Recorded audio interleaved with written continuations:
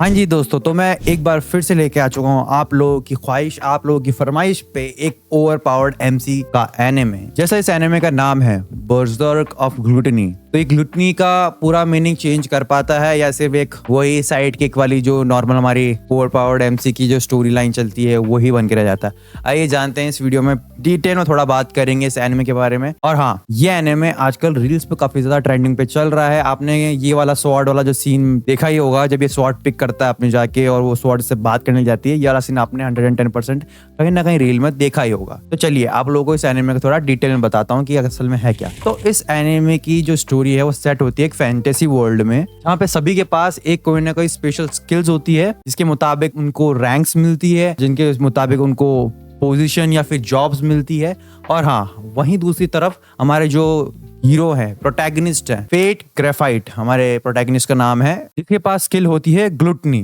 समझ ही चुके होंगे आप लोगों को कि ना सभी को इंक्लूडिंग फेट, उनको ये लगता है कि भाई ये बहुत यूजलेस स्किल है, ऐसा कुछ भी प्रैक्टिकल यूज नहीं है। तो इसी वजह से उसको एक गेट कीपर की जॉब मिल जाती है और उसकी रैंक सबसे लोएस्ट होती है। उसके लाइफस्टाइल भी बहुत गरीबों वाला होता है, उसकी जिंदगी मतलब बहुत कम पैसा आ रहा होता है, थोड़ा बहुत कमाई कर रहे होते हैं वो, जो थोड़ा बहुत काम मिल जाए वो कर लेते हैं, सो थोड़ी बहुत कमाई हो जाती है। क्योंकि ग्लूटनी जो स्किल है उनकी, वो उनको नहीं पता होता है उसको यूज कैसे करते हैं, तो उन्हें लगता है कि भाई यूजलेस है, ऐसा कुछ काम है नहीं। लेकिन पेट को क्या पता था कि ग्लूटनी का मतलब होता क्या है असल में। और ट्विस्ट सबसे बड़ा तब आता है जब फेट गलती से बोलो या फिर सेल्फ डिफेंस में एक आदमी को मार देता है और उसके मारने के तुरंत बाद ही उसकी जो स्किल है ग्लूटनी, ये एक्टिवेट हो जाती है। अब मैं तुम्हें बताता हूँ असलियत में ये जो ग्लूटनी स्किल है ये है क्या। नाम तुम समझ रहे हो, मीनिंग भी बिल्कुल सिमिलर ही है।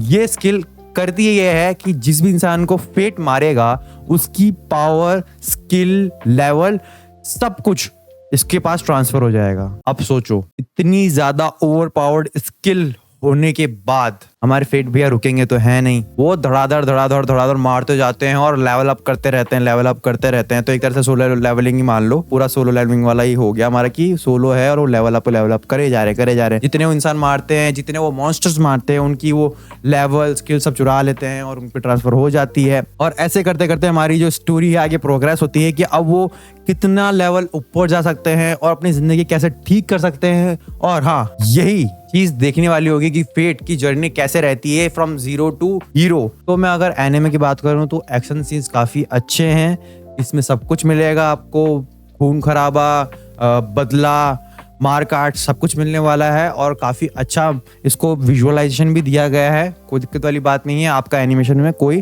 कॉम्प्रोमाइज नहीं किया है इन्होंने। लेकिन उसका जो ग्लूटनी स्किल है वो उसे एक तरह से भूख की तरह वर्क करती है, तो उसे ना थोड़े टाइम बाद हंगर फील होने जाता है और वो हंगर तभी खत्म होता है वो किसी पावरफुल एनिमे को मारेगा। अब सोचो, क्या ये ग्लूटनी स्किल एक ब्लेसिंग है या फिर एक कर्स, ये आप लोगों को डिसाइड करना है। और हाँ, मैं आप लोगों को ये चीज बता देता हूँ कि आप मेरी बातें सुन के ये समझ रहे हैं कि happy to go over powered anime होगा, जिस भैया मेन कैरेक्टर है, खुशी खुशी चल रहा है, हैप्पी एंडिंग हो जाएगी, सब अच्छा होगा। थोड़ा बहुत डार्क टोन्स भी हैं, डार्क एस्पेक्ट्स भी हैं इसमें, जो कि आपको इस एनिमे को देखने के बाद पता चल ही जाएंगे। तो अगर मैं एज अ मेन कैरेक्टर, जितने भी हमारे बड़े बड़े एमसी हुए हैं, ओवर पावर्ड एमसीज हुए हैं, उनकी लिस्ट में अगर फेट को काउंट करना चाहूँ तो क्या फेट उनकी लिस्ट में शामिल होता है? तो मेरे हिसाब से कहीं ना कहीं होता है, लेकिन फिर भी कहीं कहीं एक्सपेक्ट्स में वो थोड़ा वीक पड़ता है। जैसे मैंने ग्लूटनी वाला एक फैक्टर बताया था मैं, कि उसका हंगर कभी खत्म नहीं होता है। तो मतलब कभी ना कभी एक ऐसा मोमेंट आएगा जब फेट का हंगर खत्म ही नहीं होगा, चाहे कितने ही एनिमीज को मार ले, कुछ भी कर ले। तो ये थोड़ा उसके बैक साइड में चला जाता है, डिसएडवांटेजेस में चले जाता है। दूसरा ये पार्ट ये है कि फेट की जो स्वॉर्ड है, जो मैंने अभी तुम्हें स्टार्टिंग में सीन के बारे में बताया था, उसका नाम है ग्रीड।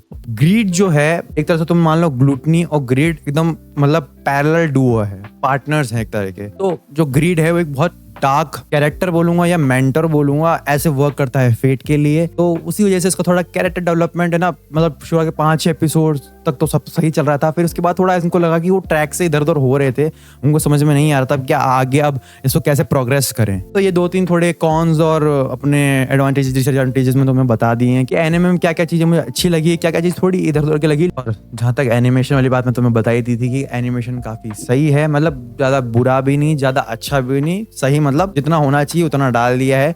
मेरे हिसाब से एक्शन सीन में थोड़ा और बढ़ा सकते थे, लेकिन फिर वो भी मेरा ही, मुझे भी दिमाग ज्यादा लगता है क्योंकि आजकल सारे एक्शन एक्शन एनिमेस के बहुत तो हाईली विजुअलाइजिंग और ये या फिर बहुत ज़्यादा ग्राफिक्स ओरिएंटेड VFX ओरिएंटेड होने लग गए हैं, तो इसलिए मुझे लगता है कि मुझे थोड़ा अब ना नीचे लेवल पे जाके एनिमेशन देखना थोड़ा अजीब लगता है। इसलिए वो मेरा ही फैक्टर लग रहा है मेरे को कि एनिमेशन के बारे में, लेकिन मेरे को लगता है कि एनिमेशन इज ऑन पॉइंट, कोई दिक्कत वाली बात नहीं है। और साउंड डिज़ाइन भी काफ़ी अच्छा किया है। वैसे अगर मैं साउंड डिज़ाइन की बात कर ही रहा हूँ तो one of my most favourite जो है वो है एमिनेंस इन शैडो। भाई साहब उसका जो साउंड डिज़ाइन उन्होंने किया है वो इतना परफेक्ट और इतना मतलब क्रिस्प बोलता हूँ कानों में, मतलब ऐसा शहद घुल गया हो भाई। आई एम एटॉमिक के बारे में तो मैं बात करूंगा, तुम लोगों को याद ही होगा, लेजेंडरी डायलॉग। मेरे को one of the most favourites dialogue में अगर मैं काउंट करूँ ना तो सेकंड पे आई एम एटॉमिक, फर्स्ट पे सैनबॉर्न ज़ाकुरा बंखाई, फर्स्ट पे वो है, और सेकंड पे हमारा यही होगा भाई आई एम एटॉमिक। भाई साहब उसमें जो उन्होंने रिवर्ब और उसमें इको में जो डाल के उन्होंने वो 3-4 चैनल्स में जो सराउंड साउंड किया है वो भाई साहब मजा आया था वो आई एम एटॉमिक। आज मैं रिपीट पे कई बार सुन लेता हूँ भाई वो। और आप लोगों को फेट सीरीज के बारे में पता होगा, उसका भी साउंड डिजाइन बहुत अच्छा किया है उन्होंने, बहुत क्रिस्प और एकदम वो है ना जो शहद घुल गया भाई कानों में बिल्कुल सुन के, ऐसा वाला जो होगा ना।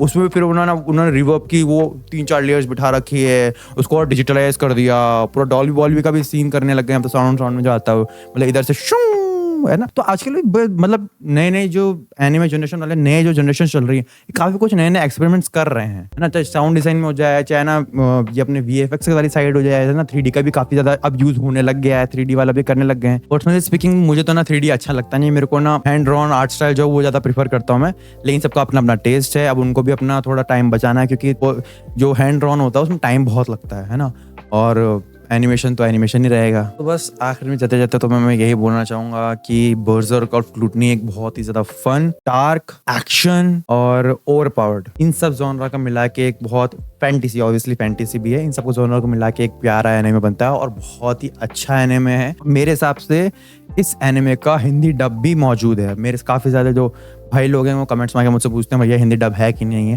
तो मैं तुम्हें बताता हूँ शायद मेरे हिसाब से इसका हिंदी डब भी मौजूद है, तो जाके चेकआउट कर लेना। बाकी इंग्लिश और सब वाला जो मिल ही जाएगा, तुम लोगों को नहीं मिलेगा तो मुझे आके बता देना कमेंट्स में आके, तो मैं तुम्हें इसका डाउनलोड लिंक दे दूंगा। लेकिन उससे पहले तुम्हें 1000 लाइक्स करने पड़ेंगे हमारी इस वीडियो पे। और हाँ, जाने से पहले वही, अगर मुझे इसको रेटिंग्स देनी होगी, वैसे मैं कोई होता नहीं हूँ, मैं कोई क्रिटिक तो हूँ नहीं, लेकिन मैं पर्सनली बात कर रहा हूँ, अगर मेरे को इसको रेटिंग देनी होती तो इस एनिमे को मैं 5 में से 3.5 स्टार दूंगा। मैं मिलता हूँ आपको ऐसी कोई नेक्स्ट वीडियो में।